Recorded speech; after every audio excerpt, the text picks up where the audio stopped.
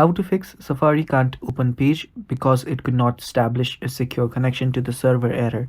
Hello guys, this is Atticus and welcome back to another tutorial video.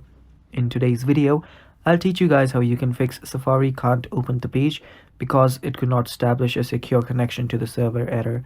So without any further ado, let's dive right into it.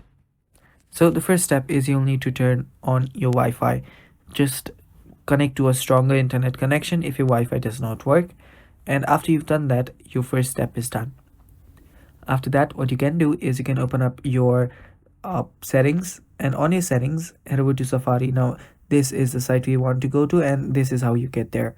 So head over to your settings, scroll down till you find apps, and on your apps, simply search for Safari.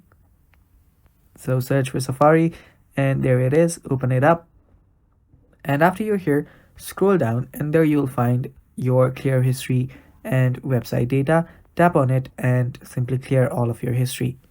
After doing that, what you can do is you can head back to your settings again, and on your settings, scroll down till you find screen time. Tap on your screen time and turn it on. Make sure that your content and privacy restrictions is turned on, and if it is turned on but it still does not work, turn it off. After doing that, you can then head back and again head over to general. After you're here, scroll down, and there you'll find VPN and device management.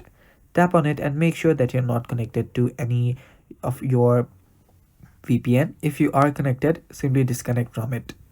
After doing that, you can head back to the website and your problem should get fixed. Thanks for watching guys. That's all for today's video. Stay tuned for more, and bye bye.